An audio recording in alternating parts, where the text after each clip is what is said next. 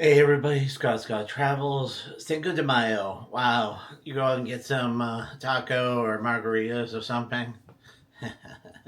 I was at the bar having some myself, and of course reading up on my news tonight. Do you? Let's start with the big one.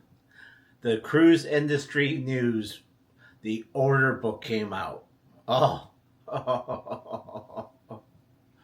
woo! 100 pages of who's who and what's what of new vessels. 73 new vessels, $63.5 billion worth of cruise ships, boats, explorers, yachts, slips. I mean, woo. If who doesn't have a ship? Nobody. Everybody has a new ship, at least one. And the bigger games have multiple ships throughout the parties. I mean, Carnival has new ships for Carnival, new ships for Princess, and new ships for the other one. I mean, wow. Nah, talking about order, everyone's on order. And they can't make them fast enough, apparently.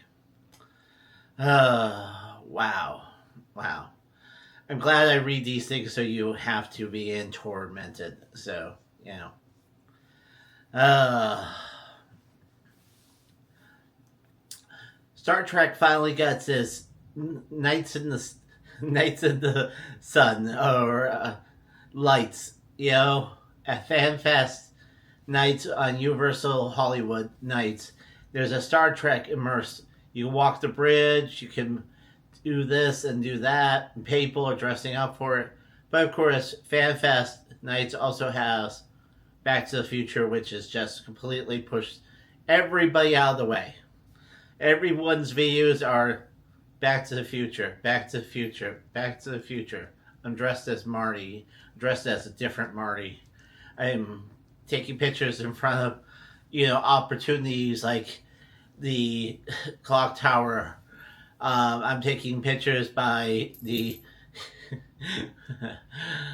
the state's sign. I'm taking pictures in front of other things. I mean, I'm even taking pictures near the locomotive, but I can't get on the locomotive that Doc made out of steam on the third one. I mean, wow, this has just overshadowed all of it.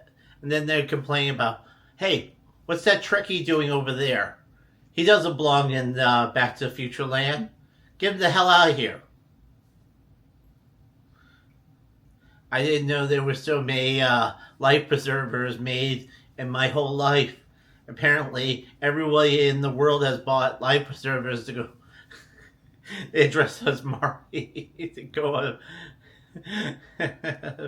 FanFest nights in Hollywood, California. Because, wow.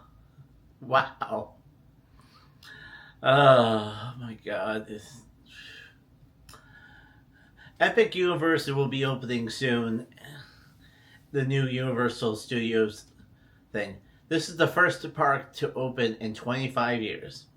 And why is that such a big thing? This might be the first park that's ever opened in most of everybody's lifetime.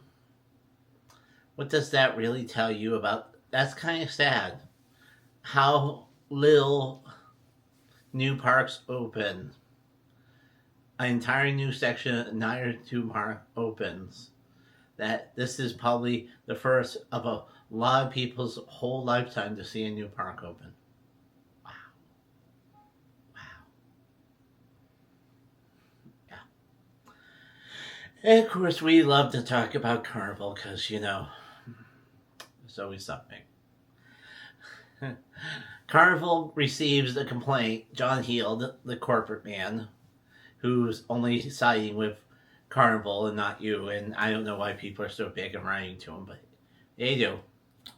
Why no more box cereal? Why no box cereal?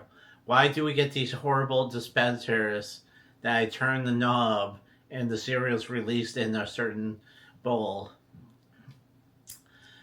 He goes, now I have to buy Ziploc bags that cost $10 for a multi-pack.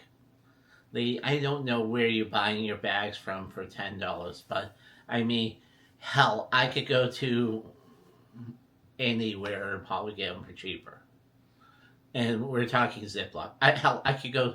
I really looked this up, and I found Dollar Tree actually has both kinds of snack bags. The kind sandwich style that fold and Ziploc style for $1.25. What the hell are you spending $10 for?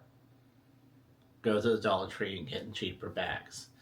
And she says she's standing in line and then scooping, twisting the thing again, because this is the picture of the thing, how it works. Twisting it, dumping it into the bags, Ziplocking them for later for snacks.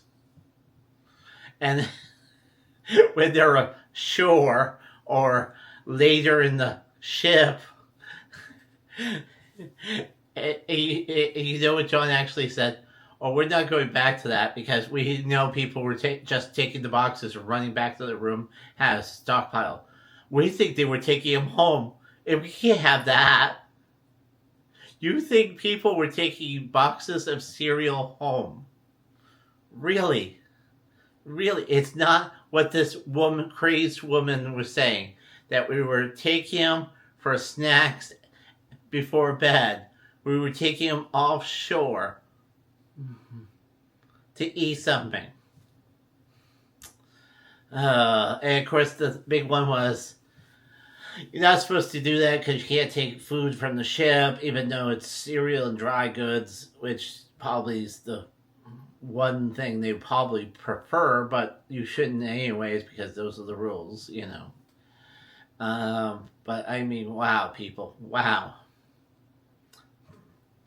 Box cereal because they're taking it home. That's what they really think.